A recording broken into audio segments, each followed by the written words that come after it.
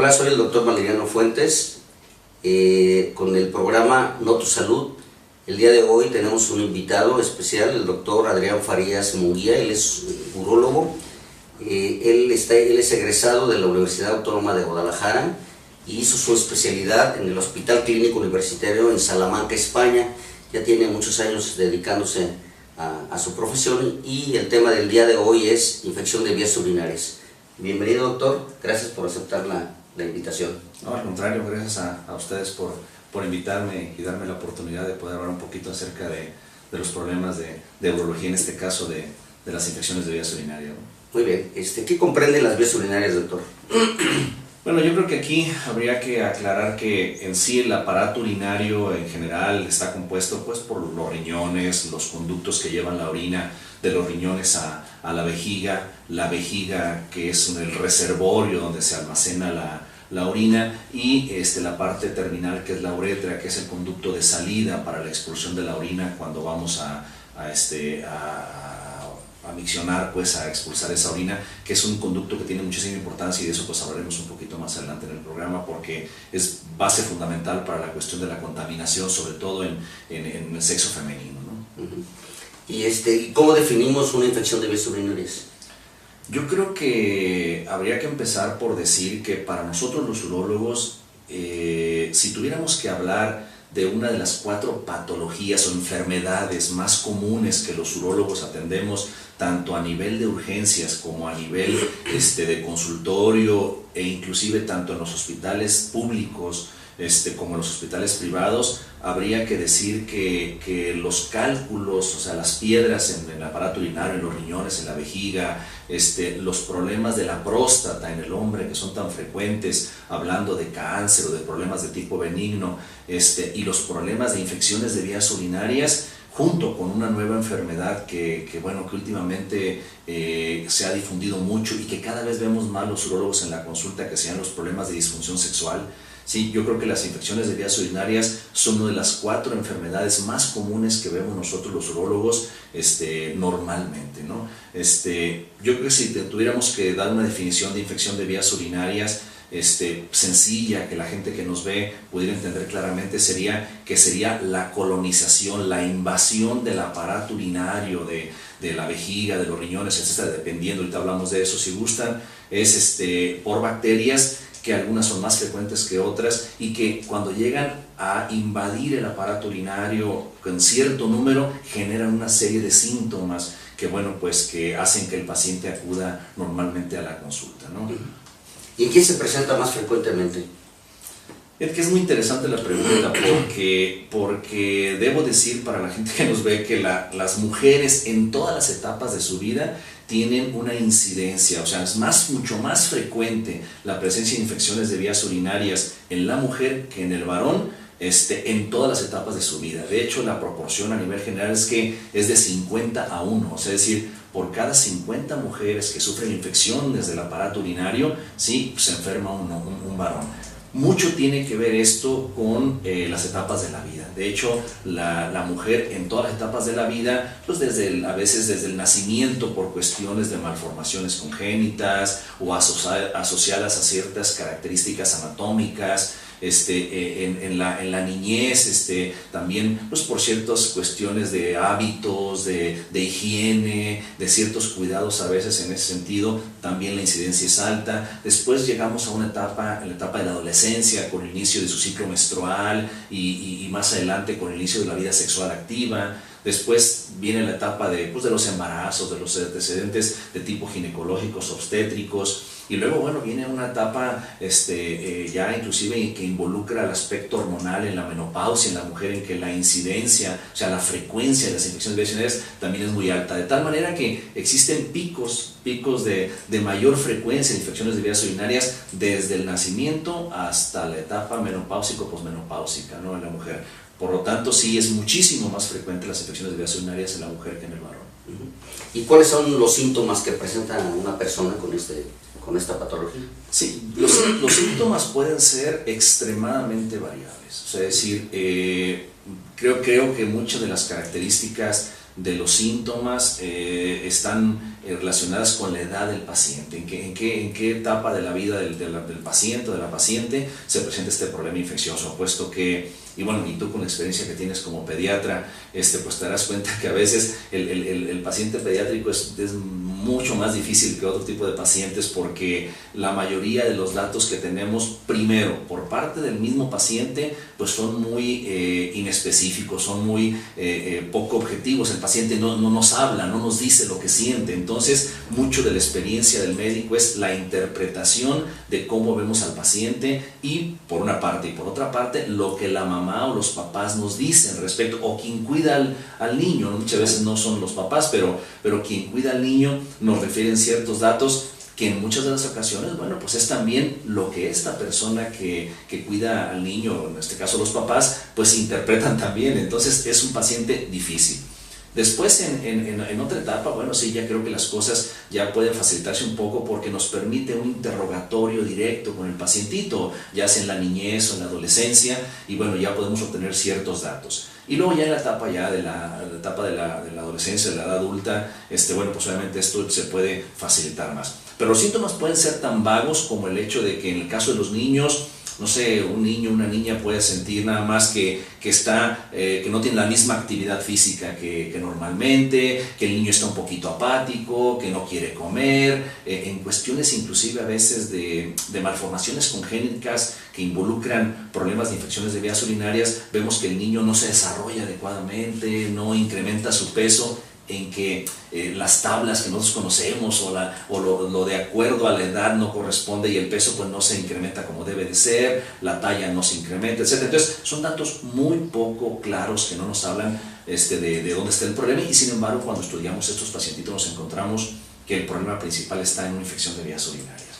Y a veces inclusive la mamá dice, lo único que nota, por ejemplo, es mal olor en la orina.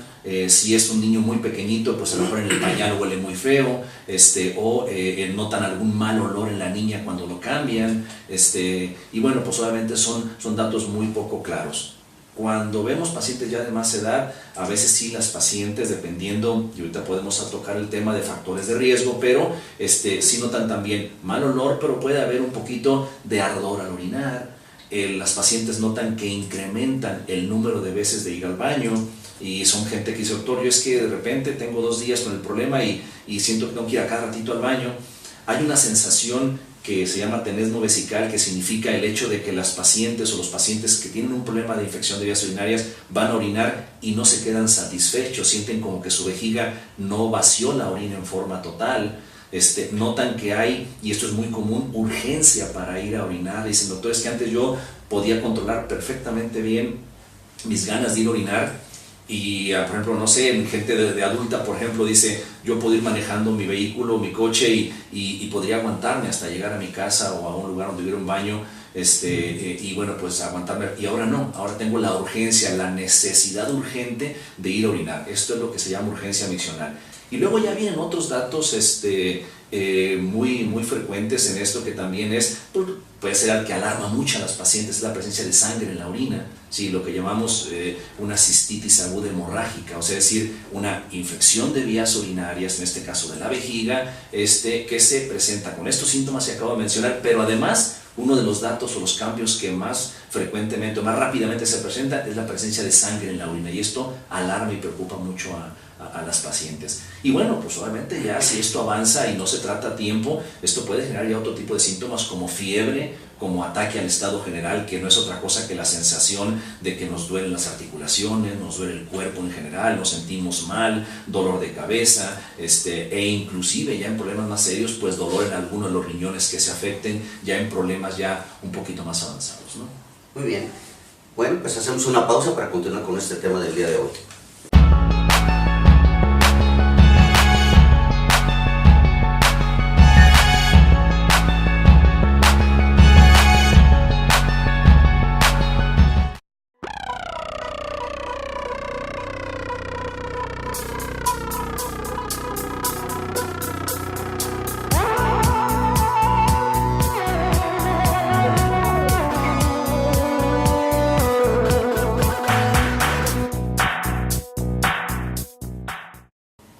Continuamos con la plática del día de hoy, infección de vías urinarias. Tenemos de invitado al doctor Adrián Farías Munguía. Doctor, hay una pregunta del público acerca de si el embarazo predispone a una infección de vías urinarias. Sí, yo creo que es una pregunta muy interesante, sobre todo porque el estado de gravidez en la mujer pues es un estado muy especial. Involucra muchísimos cambios, no nomás de tipo hormonal, sino además físicos, anatómicos, funcionales en sí, o sea, es decir, sí es algo que es muy interesante. Yo lo que podría comentar al respecto es que el embarazo por sí solo no genera infección, eso hay que entenderlo muy bien. Si bien es cierto que el crecimiento del útero por el desarrollo del producto, pues obviamente va a comprimir la vejiga, va a comprimir los ureteros, que son los conductos que llevan la orina del riñón a la vejiga, y esto hace que los riñones, dependiendo la etapa del embarazo de la que estemos hablando, se dilaten por la misma compresión. Pero por sí solo un embarazo no es un factor condicionante de infección. Ahora, hay una cosa que sí me interesa dejar claro. Cuando una mujer previo al embarazo ha tenido antecedentes de infecciones frecuentes de vías urinarias y luego se embaraza, lo que sí recomendamos nosotros, y de hecho trabajamos mucho en coordinación con el ginecólogo que atiende a la paciente, es hacer un monitoreo. Previo al embarazo, estar seguro que la paciente no tiene una infección activa, y durante el embarazo hacer un monitoreo activo que puede ser mensual. ¿Esto en qué consiste el monitoreo? Pues en que la paciente debe de realizarse un examen general de orina simplemente y realizar ese examen, y si hay presencia de bacterias, aun cuando la paciente no tenga síntomas ni nada, hay que tratar esto en forma preventiva. Y esto lo comento por lo siguiente. En primer lugar, cuando se han tenido antecedentes de infecciones de vías urinarias en la mujer, hay que recordar, o la gente que nos está viendo tiene que entender que las infecciones de vías urinarias son la causa más frecuente de aborto y parto prematuro en la mujer. Entonces, eso es un riesgo para la paciente primero. Segundo, que cuando estamos en ciertas etapas y dependiendo del trimestre del embarazo en que estamos hablando, la presencia de bacterias nos obliga a nosotros como especialistas, tanto al ginecólogo, al urólogo o a quien atienda a la paciente de su embarazo, a conocer qué tipo de medicamentos deben de prescribirse, de recetarse, porque no todos los medicamentos se pueden prescribir en todas las etapas del embarazo.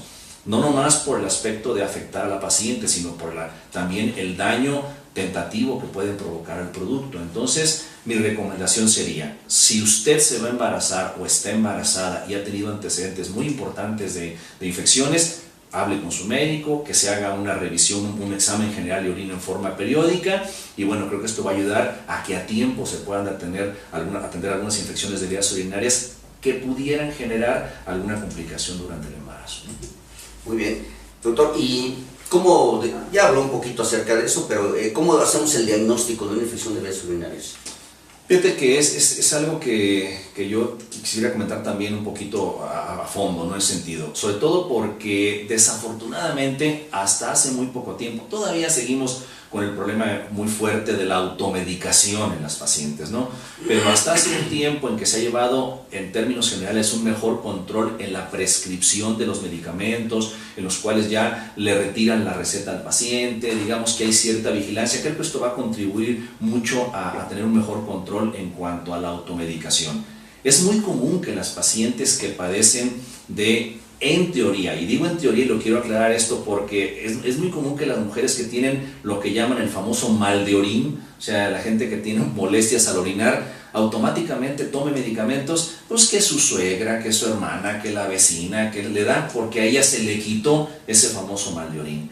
Y quiero aclarar primero que no necesariamente el tener mal de orín significa tener una infección de vías urinarias. Entonces, hay muchas causas y hay muchas situaciones que pueden generar ese síntoma, esa molestia al orinar. Doctor, me arde cuando orino, ¿sí?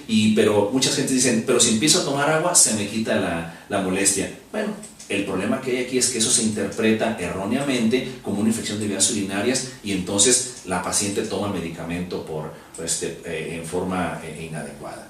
Ahora, yo creo que para establecer un diagnóstico, yo les digo a mis pacientes, primero tiene que hacerse una serie de pruebas para poder de verdad comprobar que realmente hay una infección, y en algunos de los casos lo que pedimos primero es de rutina. Antiguamente decíamos, si una pacientita, inclusive niños, tiene una infección de vías urinarias, bueno, trátala, y si esto se empieza a ser recurrente, pues hay que estudiarla, hay que hacer ciertas cosas. Ahora no, ahora las pacientes las estudiamos desde un inicio. Si una paciente tiene una infección de vías urinarias importante, hay que estudiarla.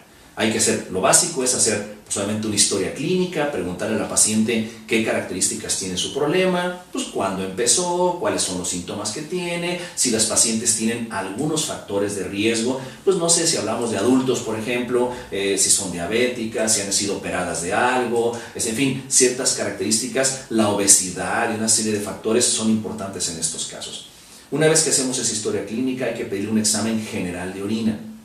Lo básico es analizar esa orina, donde podemos ver cambios importantes, desde el pH, que es la acidez o la alcalinidad que tiene la orina, la presencia de leucocitos en la orina, que es importante porque los leucocitos son las células que nos defienden de las infecciones. Cuando hay una infección activa, esos leucocitos están en un alto número en la orina, y bueno, ya es un dato importante. Hay algunas bacterias que provocan otros cambios, como la presencia de nitritos, porque desdoblan los nitratos. Y nitritos, no voy a hablar mucho de esto, no tiene caso, pero son cambios dentro de las características de la orina que a uno como médico le orienta a saber inclusive qué tipo de bacteria puede ser la que esté causando el problema. Y luego viene otra presencia en el sedimento, por ejemplo, de abundantes bacterias, de la presencia de sangre inclusive, y una serie de cambios. El paso número 1 es hacer un examen de la orina.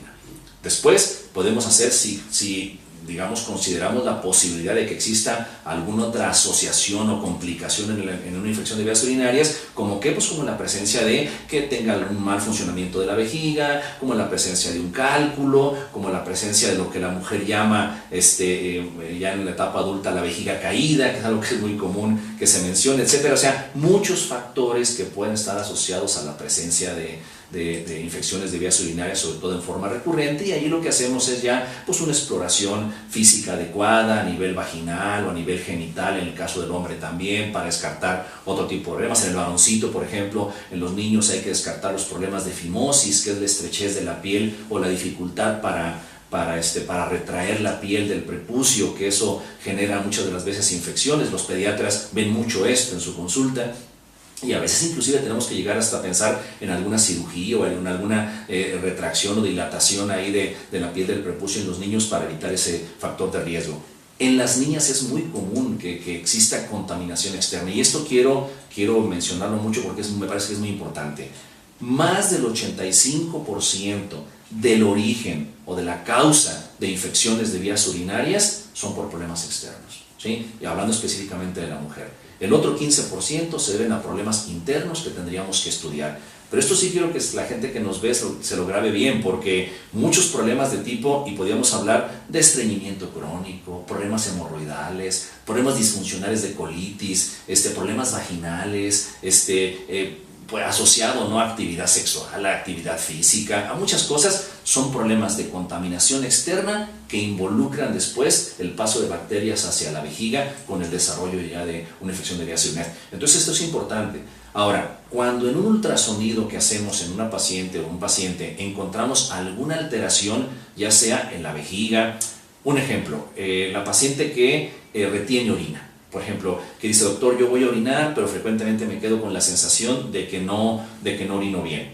O sabe que de repente cuando yo toso, me río o hago cierta actividad física, se me escapa la orina. Esos son factores de riesgo importantes. En el caso de la paciente que se le escapa la orina, la misma orina por sí sola produce cambios externos a nivel del introito vaginal, o sea, la vagina, que genera riesgo de infección. Las pacientes que, por ejemplo, dicen: doctor, voy a orinar y retengo orina, nosotros le llamamos esto una vejiga retencionista. ¿Qué significa? Que es una paciente que va a orinar y sí orina, pero se le queda orina dentro. Y esto se convierte en un medio de cultivo para que las bacterias frecuentemente provoquen infección. Entonces, con esto quiero decir que hay muchos factores de riesgo. No nomás es me tomo una infección, o sea, un antibiótico por una infección, no, sino que me estudio, porque esa infección puede ser la consecuencia de algo que a lo mejor estoy pasando yo por alto, ¿verdad? Y entonces, pues como les digo yo a muchos de mis pacientes que tienen años con infecciones de vías urinarias, si no llegamos a la raíz del problema, vamos al origen, donde se están produciendo esas infecciones, pues podemos acabar la farmacia con tratamientos y la paciente mejora cuando toma el medicamento, pero luego después al mes y esto sucede en niños pequeños, sucede en adolescentes y sucede en adultos. Eso es muy interesante. ¿Qué complicaciones puede llevar una infección de vías urinarias? Yo creo que aquí, tal vez a lo mejor aquí lo que a mí me preocuparía mucho serían los pequeños, o sea, los niños, porque muchas de las veces pueden tener factores o haber nacido con algún problema que le genere infecciones de vías urinarias frecuentes, y que a veces el subestimar el problema del niño hace que nos podamos equivocar. ¿Qué significa esto? Bueno, pues que yo digo, simplemente tiene una infección, doy un tratamiento y como mejoró, aunque luego vuelva a recaer, no lo estudio a fondo. Eso creo que es un error en ese sentido. ¿Por qué? Porque podría poner ejemplos, ¿no? Pero a lo mejor existe una enfermedad que se llama reflujo vesicureteral, que es cuando la orina, cuando las pacientitas o pacientitos contraen su vejiga para expulsar la orina hacia afuera, parte de la orina se regresa hacia los riñones en distinto grado, puede ser en forma muy importante o mínima, hay varios grados de reflujo, pero dependiendo del grado de reflujo, a veces uno tiene que pensar en desde proteger al niño o a la niña de esas infecciones frecuentes para que al evolucionar, al crecer más, ya madure su aparato urinario y por sí solo se corrige el problema, o bien pensar en una cirugía hecha a tiempo. ¿Y eso qué nos va a evitar? Nos va a evitar las complicaciones de las que estamos hablando, que es el generar daño al riñón, generar cicatrices renales y una serie de alteraciones a nivel ya de los riñones, que eso, pues bueno, ya es muy preocupante, porque pues con los riñones pasa lo que pasa con otras estructuras del cuerpo, ¿no? Es decir, lo que se daña ya no se recupera. Entonces, creo que ahí es donde está la clave del aspecto de evitar esas complicaciones. Cuando ya hablamos de adultos, bueno, obviamente estamos hablando ya de otro tipo de situaciones, porque las infecciones frecuentes a la larga pues van a deteriorar el aparato urinario. En varones, por ejemplo, simplemente un ejemplo, varones a lo mejor para ellos de 50 años, los problemas de la próstata, ¿no? Ya porque empieza a crecer y el paciente ya no orina como antes, se queda con orina dentro de la vejiga, empieza a formar cálculos, infecciones frecuentes, y esto genera pues cambios a nivel del aparato urinario, que cuando el paciente busca soluciones a su problema, a veces ya esas complicaciones pues ya están ahí y ya es muy difícil poder erradicarlas. Y bueno, yo creo que habría un grupo de pacientes muy importantes, tanto en jóvenes como en adultos, que serían aquellos pacientes con factores de riesgo. ¿A qué me refiero? Pues a pacientes en que tienen o malformaciones congénitas que condicionan infecciones urinarias frecuentes, o aquellos adultos en los cuales de alguna manera son diabéticos, hipertensos, obesos. Nosotros tenemos en nuestro país, y todo el mundo lo sabe, un problema muy serio de obesidad, y cual es muy importante, y a veces resulta muy difícil que las pacientes o los pacientes asocien sus problemas de infecciones de vías urinarias, en este caso es el tema que nos toca tratar, pero que asocien esta obesidad con problemas de infecciones de vías urinarias, y esto es una realidad, ¿no? Entonces yo creo que pues ahí tenemos, creo que los médicos, una buena tarea, ¿eh? Así es, eso es cierto. Muy bien, hacemos una nueva pausa y regresamos.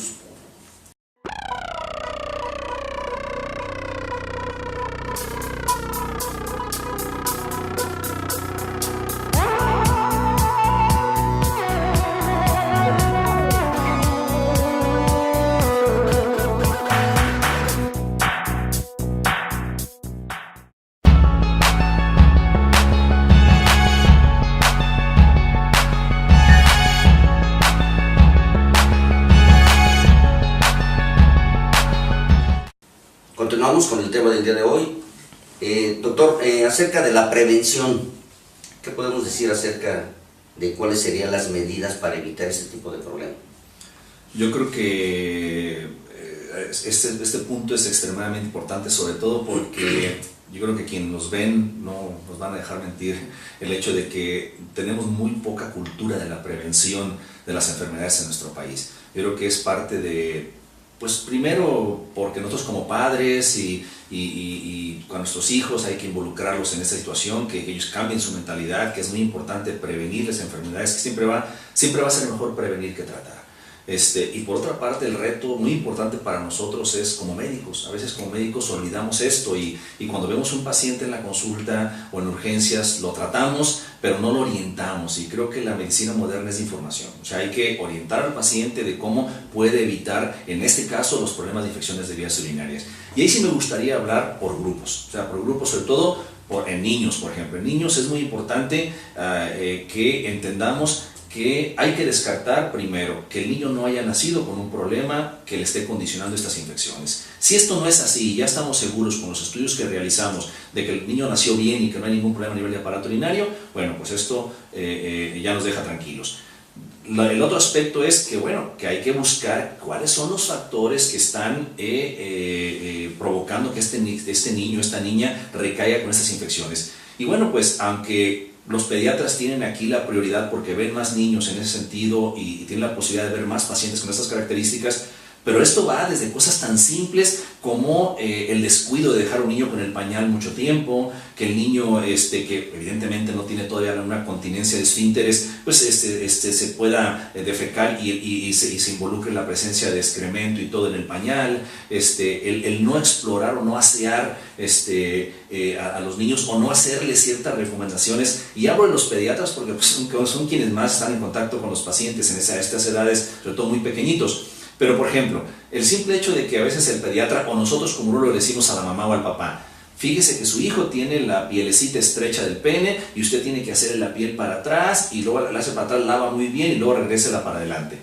Como les da cierto temor hacer estos ejercicios, a veces hay pacientes que yo los he visto en el consultorio, que me los manda el pediatra, les hago una liberación de las adherencias para que se entienda la piel, con un poquito de anestesia la liberamos hacia atrás y todo, y ya queda bien. Y les dices a la mamá o al papá, hágale estos ejercicios para que la piel vaya dando de sí y a futuro no tenga problemas su hijo.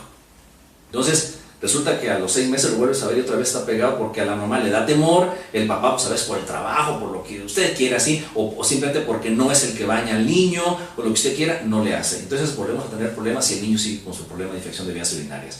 Yo veo muchos problemas de niñas, por ejemplo, y es que a veces hay que entender que las características anatómicas de lo que es el introito vaginal, o sea, los genitales de la niña, pues son muy diferentes en distintas etapas de su vida y conforme ella vaya desarrollándose esto va a cambiar.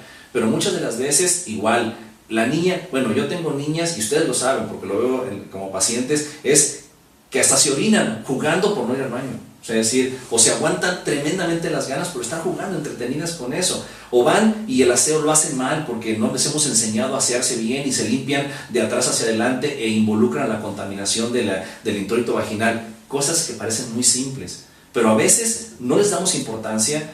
Miren, una recomendación que yo daría en estos casos, digo, podemos ahorita más adelante recomendaciones, pero es algo que yo le digo a la mamá, vigile esto. Si logramos controlar este problema de la contaminación externa, vamos a controlar todo lo demás porque el problema está ahí. Pero si nosotros como médicos no explicamos esto, bueno, pues es algo muy importante.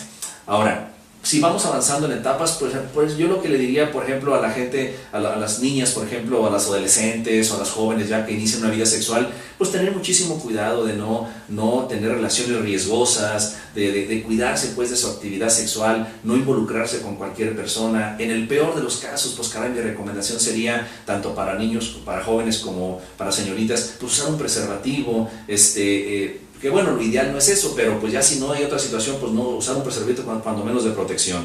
Si se tiene actividad sexual, bueno, pues acudir con su ginecólogo a sus chequeos, si notan algún cambio a nivel vaginal, que exista la posibilidad de una infección a nivel vaginal, atenderse a tiempo para que no se genere después una infección de vías urinarias. Pues obviamente hay, en el caso, por ejemplo, de cierto tipo de pacientes ya con más edad, en las cuales practican cierto tipo de actividades físicas y todo, bueno, pues obviamente al inicio de los síntomas, atenderse inmediatamente con el objetivo de que esto no progrese. Pero no automedicarse, no dar por entendido que tengo lo mismo que tiene mi hermana, mi vecina o que tuvo mi mamá. Esto es muy difícil que suceda, las infecciones de vías urinarias no se heredan. Y es que es algo que también me comentan mucho las pacientes. No, es que mi mamá me dijo que ella padecía también muchas infecciones de vías urinarias. No tiene nada que ver. O sea, decir esto, creo que hay que pensar en que prevenir siempre va a ser mejor que tratar. Independientemente de que uno como médico tenga la obligación de orientar a los pacientes, también es responsabilidad del paciente buscar orientación y cuando se acude a una consulta con su médico, bueno, preguntar. Yo como digo, yo creo que la medicina moderna es de información. En la medida que nuestros pacientes conozcan más sobre su problema, conozcan más sobre los aspectos involucrados en el problema que tienen, en aspectos de tipo preventivo y en alternativas de tratamiento, creo que las cosas van a funcionar mejor y el paciente va a tener la mayor capacidad de poder tomar decisiones adecuadas, ¿no? Sí. Yo creo que es algo muy interesante que tú comentas, porque una de las finalidades de este programa precisamente es orientar a la población acerca de las medidas de prevención, que eso es algo muy importante, no tener que, hasta que no el problema lo tienen ya encima, entonces acuden al médico. Yo creo que más bien muy importante es que acudan con gente profesional, y la otra sobre todo las medidas preventivas que deben de tomar, y es algo de veras muy importante, que te digo, esa es la finalidad de este programa, ¿no? Doctor, ¿y qué nos puedes comentar acerca del tratamiento, acerca de esto? Yo creo que en la actualidad contamos con una batería de medicamentos bastante grande para poder tratar prácticamente la mayor parte de los problemas. Una vez que hemos descartado que los pacientes o las pacientes no requieren de algún procedimiento de tipo quirúrgico, pongo un ejemplo, ¿no? Si yo tengo un paciente que tiene una piedra en el riñón y eso me genera una infección de vías urinarias en forma frecuente, pues lo primero que tengo que hacer es evaluar la posibilidad de retirar ese cálculo, esa piedra del riñón o de la vejiga, ¿sí? Para quitar ese factor que está ahí presente y luego después ya controlar el problema. Porque puedo cometer el error de no estudiar a mi paciente y entonces generar tratamientos en forma muy frecuente y no voy a solucionar el problema porque no estoy atacando el problema de raíz. Aquí lo que yo daría de mensaje a la gente que nos ve sería, primero, no automedicarse. Pero por otra parte, cuando se consuma un medicamento, sí, que sea bien avalado por el médico y que tenga un sustento de que realmente es lo indicado. Porque el problema que tenemos muy grande, yo no sé, tú en pediatría, si también lo veas, pero es últimamente el alto índice de resistencia a los antibióticos. O sea, yo tengo pacientes ahorita con factores de riesgo, a lo mejor, ¿no? Pacientes adultos que tienen una sonda puesta o que tienen factores de riesgo como ser diabéticos, etcétera, y que a veces cuesta muchísimo trabajo erradicar una infección bien demostrada porque el paciente durante mucho tiempo tomó sus medicamentos por su cuenta. Ahora esa bacteria, hay muchos tipos de bacterias que colonizan el aparato urinario, pero las más frecuentes inclusive, y voy a mencionar el nombre simplemente por informaciones, hay una bacteria que se llama Escherichia coli, una E. coli que le llamamos nosotros, y que últimamente vemos una resistencia altísima a los antibióticos, que antes con medicamentos muy simples erradicábamos el problema y sin embargo ahora cuesta muchísimo trabajo. Yo creo que esa es consecuencia del abuso, ¿sí?, de los medicamentos. O sea, en nuestro país podías ir tan fácilmente a buscar medicamentos que en otros países solamente por prescripción médica y bien fundamentado estaba justificado utilizar, y aquí un paciente podía ir a comprar algo inyectado que de muy agresivo para el aparato urinario por una infección, y sin embargo, bueno, pues se surtía en la farmacia como comprar una aspirina, ¿no? cualquier otra cosa. Yo creo que aquí es responsabilidad del médico. Mi consejo sería: no se automedique, acuda con su médico de confianza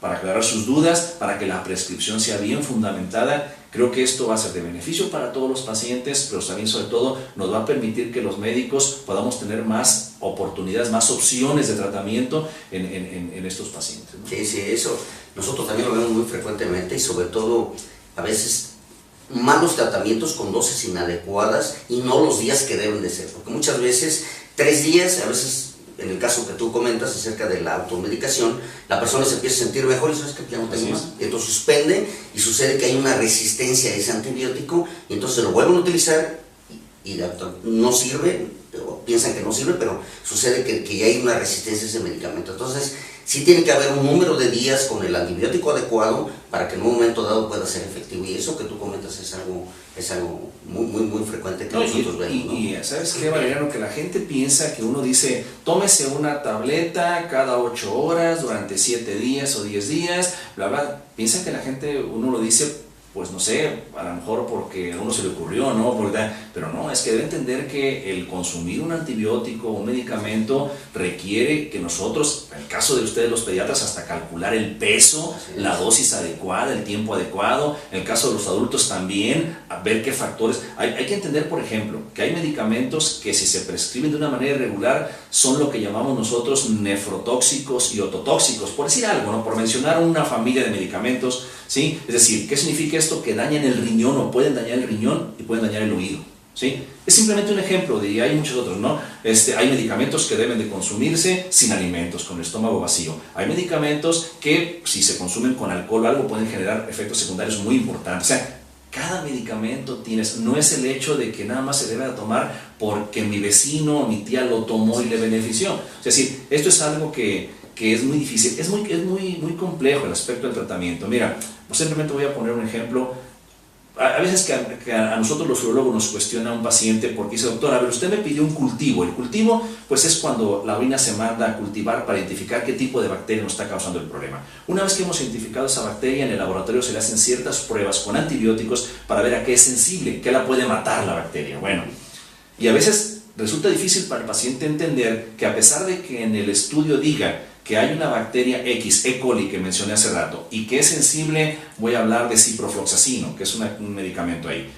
En el laboratorio es sensible, pero a veces se lo damos al paciente y no le funciona. Entonces es muy difícil hacerle entender al paciente de que a pesar de que ahí diga que es sensible la bacteria a ese medicamento, una cosa es en el laboratorio y otra cosa ya en el organismo de cada persona. Hay que recordar que nosotros como médicos tratamos enfermos, no enfermedades, y cada enfermo es diferente. ¿Sí? Entonces yo creo que ahí está la clave. Muy bien. Y ya para concluir, ¿cuáles serían ya tus conclusiones acerca de este problema? Hombre, yo concluiría que las infecciones de vías urinarias son extremadamente frecuentes tanto en hombres como en mujeres, más en mujeres que en hombres, que se pueden prevenir una vez que se descarta que no existan factores que requieran ya de algo más importante como una cirugía o alguna cosa de estas. Que algo que es muy importante son los hábitos higiénicos. Es muy importante tanto en niños como en adolescentes como en adultos. Es muy importante los hábitos higiénicos y que lo más importante de todo también es que el paciente se estudie, que acuda con su médico de confianza para que se haga un protocolo como debe de ser y por último que no se automedique. Yo creo que sería la clave aquí. Si seguimos esta línea, creo yo que vamos a contribuir nosotros con este programa que tú diriges y que bueno, la verdad es que el aspecto de educación continua a los pacientes, de orientación médica a los pacientes, ayuda muchísimo en ese sentido, ¿no? Es muy cierto, muy bien. Pues muchísimas gracias, doctor. ¿Dónde pueden encontrarte para consultarte ahí? Pues mira, yo tengo mi consultorio, estoy a sus órdenes ahí en la Torre Médica, en el tercer piso, en el consultorio 307, ahí frente a Rayos X. Mi teléfono es el 624-8181, estoy a sus órdenes, digo cualquier cosa que pueda yo ayudarles y todo, bueno, pues ahí me tienen. ¿Cómo no? Doctor, muchísimas gracias por acudir a esta excelente plática y recuerden amigos que nos pueden encontrar en la página www.notus.com.mx. Estamos a sus órdenes, sus comentarios serán bien recibidos y muchísimas gracias por su atención.